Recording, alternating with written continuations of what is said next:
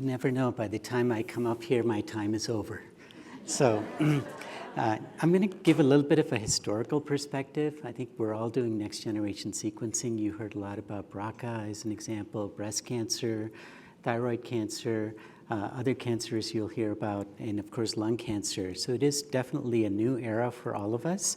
At the same time, I wanted to put that in perspective for examples and use lung cancer as an example. I think Dr. Dempsey said it the best, that lung cancer used to be a pretty poor person's disease, but then we've come a long way, and now it's really the hallmark for next generation sequencing. And we'll talk a little bit about therapeutic strategies and how germline testing is quite important universally as well. So we know there are many hallmarks of cancer. On the right is more important because you've seen the left very frequently. Is what we are trying to think about is to look at phenotypic plasticity. You're looking at epigenetic reprogramming, polymorphic microbiomes, and senescent cells. So what does universal comprehensive genomic testing mean? It's a pan-cancer analysis, next-generation sequencing, coming up with the biomarkers to be able to say that. Here are some examples that we've done with Dr. Afghami, who's in the room, Dr. Massarelli, who's in the room as well, here at City of Hope, where we looked at those who got a mutational analysis and those who did not. And as you can see on the graph on the right, that the overall survival on the ordinate versus the abscissa in time, that indeed it makes a difference if you get comprehensive profiling done itself. So coming back, Dr. Das did a very nice job. I just wanted to step back historically in terms of lung cancer. Obviously, we know lung cancer arises in the lung, but I don't consider lung cancer anymore. It's a cancer that arises in the lung that has multiple abnormalities. You can have PD-1 or PD-L1 abnormality. You can have NTRK 1 or 2 and 3. You can have MET amplification. You can have EGFR, ALK, ROS1. So you really have to keep that in mind, just like you do for lymphomas and leukemias. And certainly lung cancer can metastasize to many organs itself. It's the leading cause of cancer death. I don't need to belabor this slide itself. And this slide was already presented by Dr. Afghami in the context of multiple tumors, but certainly it is really still a very important problem for us to solve in lung cancer morbidity and mortality. So how does one think about genomics? How does one think about precision medicine? You have to think about certainly the system integration of report, recruit, collecting data, describe, curate, and analyze. But you really need a multidisciplinary team to be able to come back with true precision medicine and ultimately personalized medicine for your patients themselves. So how does this comprehensive testing come about? You know, I've been in practice for over 33 years now, and we know that initially, a long time ago, over 50 years ago, historically, lung cancer was one disease. Then it got subdivided historically into various histology subtypes, non-small cell lung cancer, small cell lung cancer, adeno versus squamous versus large cell versus small cell lung cancer. But it's truly precision medicine that has led us to at least 50 different types of lung cancer that we deal with in our clinics. So you can really have this multidisciplinary model to be able to look at the patient, the primary care physician, the interventionalist, pathologist, oncologist, as well as the multidisciplinary discussions. So what are some of these tools that we can utilize for this comprehensive testing as well as biomarker identification? You can look at the tissue genomics, which is the most important for us in our clinical practice. Liquid biopsy, you heard a lot about today as well earlier, and microbiome analysis is coming to fruition. And what's going to be coming to fruition is universal germline testing ultimately as well. And so we know that there are many diagnostic platforms that are utilized. So if you look at this on the left with the molecular diagnostic platforms with genomic profiling, liquid biopsies, single gene assays versus multiplex hotspots versus high throughput, that's the next generation sequencing. But don't forget your protein expression as well. So proteomics will count as well as we go forward in the future. Now keep this in mind. This is what's called the diagram of various abnormalities of adenocarcinoma. So you can have mutations, you can have amplifications, translocations, immune subsets, altered subsets. Keep this in mind for adeno, and this is what it looks like for squamous cell carcinoma. So clearly, not all histologies are equal in terms of their molecular abnormalities, and you have to really be careful as to which histologies you're looking at and which tumor you're looking at from which organ as well. And so we know there's a lot of molecular heterogeneity that can exist, and this is an example for lung cancer. Again, I won't read off this slide, but you have access to all of these slides. But our experience at the City of Hope, we've been able to show that majority of our patients are EGFR mutated. You can also have P53 abnormalities. You can have ALK fusion abnormalities, ROS1 abnormalities, and so forth. But at the same time, these next generation sequencing will lead us to therapeutic strategies. Here's one diagram for non-squamous cell histologies and the genomic testing with the oncogene. And you can just read the top panel: EGFR, ALK, ROS1, MET, NTRK, BRAF, RET, and KRAS is at the bottom, especially KRAS G12C, and PD-L1 expression is important. But then you can truly also appreciate that you have multiple other therapeutics available, and not all EGFR mutations are created equal. Exon 19 deletion is different than exon 21, is different than exon 20, is different than exon 18, and you have to keep that in mind. So let me give one true real-life example in terms of MET pathway. So MET can be overexpressed or amplified or mutated in many tumors, and we've been working on this for over 25 years now in our laboratory, and it has functionality in terms of mitogenesis, motogenesis, morphogenesis, as well as mitochondrial abnormalities, so what I call the 4 M's. At the same time, we know the timeline of MET receptor tyrosine kinase. MET receptor exists on chromosome 7. It was initially identified as a translocation between chromosome 1 and 7, TPR and MET. But we also know that it was cloned after being identified as TPR MET, and then the cellular homolog was identified, then the ligand was identified as hepatocyte growth factor, which is the same as scatter factor, and then just continue across the spiral. And we had gotten involved in drug development for MET receptor tyrosine kinase and identified MET exon 14 in our lab, initially for non-small cell and small cell lung cancer. And now you have many drugs. So how does one get to all of that? You have to think about how it's important in many solid tumors. So I talked about pan-cancer, next genomic sequencing. I talked a little bit about how it makes a difference in terms of prognostication and in terms of predictive value for therapeutics. But we know that there are many mutations and alterations of MET. And again, this is not a MET story, but this is truly about comprehensive genomic testing where MET is being utilized. And you can see you can have N-terminus abnormality, you can have C-terminus abnormality, you can have juxtamembrane abnormality with exon 14 alteration. And there are many gene fusions as well, as you can see on the right in the lower panel as well.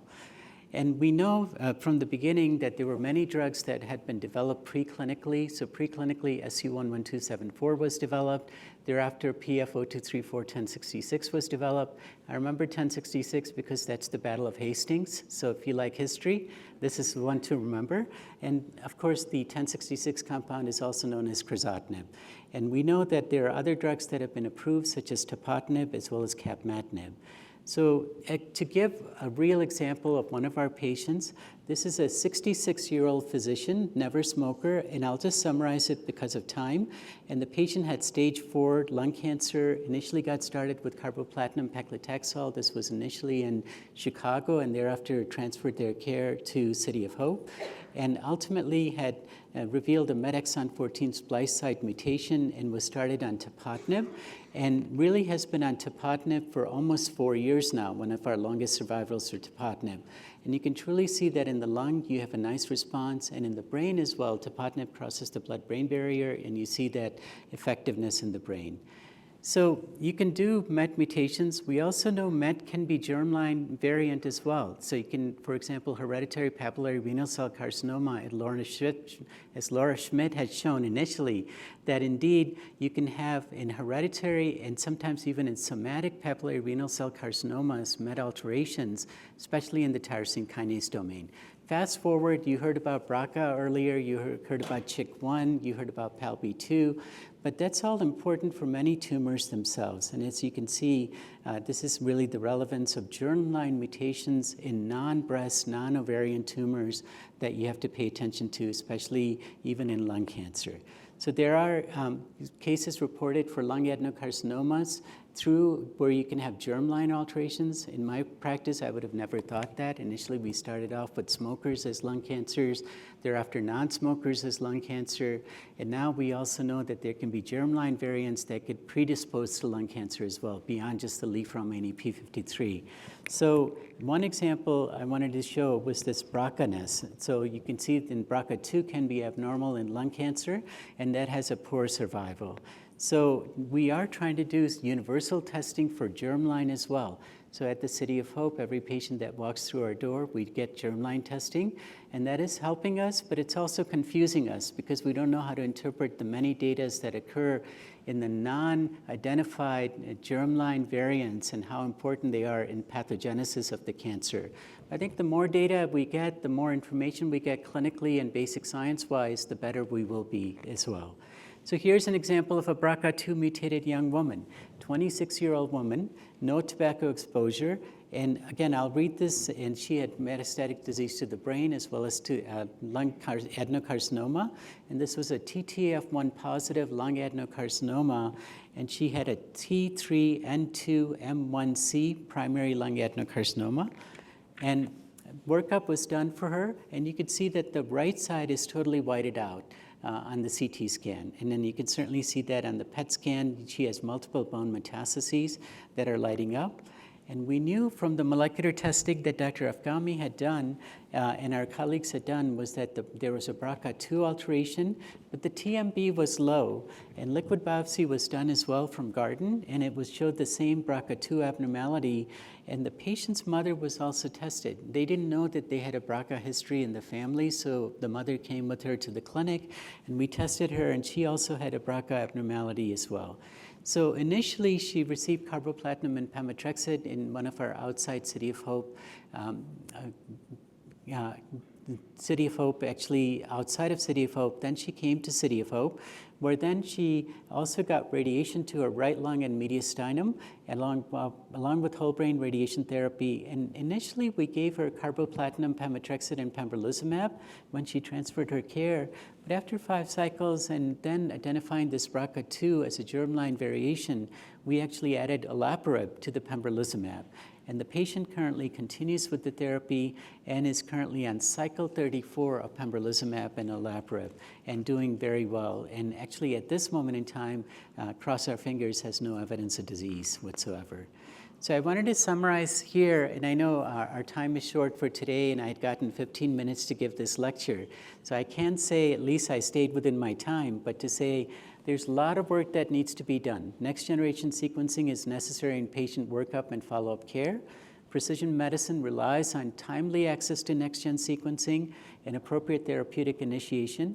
Genomic and germline alterations have uncovered therapeutic options for more and more patients. And more therapeutic research and breakthroughs necessary to achieve personalized medicine is important. I always feel like I'm a reporter reporting on all the activities that go on at City of Hope.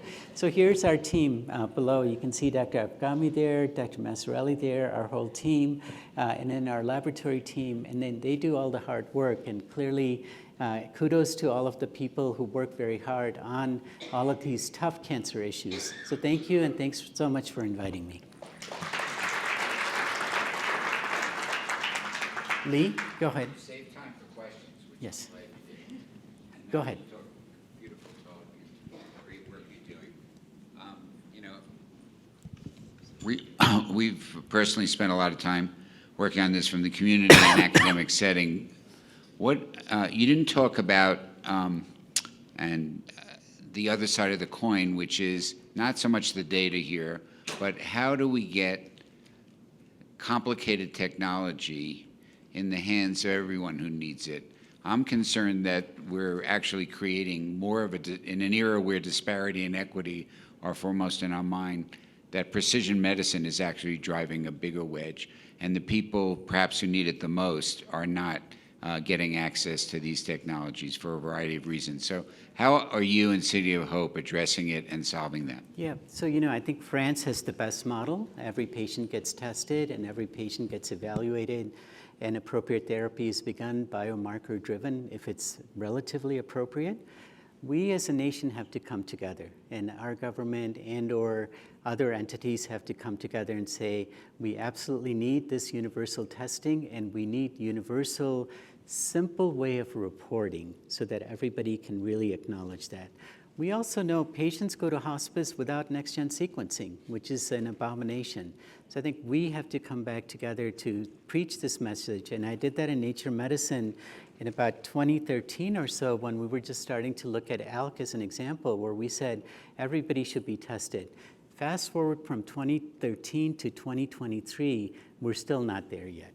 So we're really working together with our colleagues like Dr. Afghami, medical oncologists like Dr. Massarelli in this room, everyone in terms of the multidisciplinary team at City of Hope to be able to get this molecular testing done for every patient. But I think interpretation is very tough, no question about it. You know, you can have concomitant mutations, which concomitant mutation is really adding to the driver mutation and which one is a quote-unquote passenger mutation. All of those have to be taken into account. Dr. Afghami does this molecular tumor board. We all do our tumor boards as well, and we discuss the complex cases. Simple cases are simple, right? If you have an EGFR L858R mutation, you can figure out what to do. But if you have an EGFR L858R mutation along with the BRCA2 abnormality, now what do you do? So I think we all have to get together, and I'm preaching at the podium, I think, but we really have to be able to not only do this for all of our patients in the US, but have interpretation which is easy. Yeah. Any other? Great, thanks so much. Okay.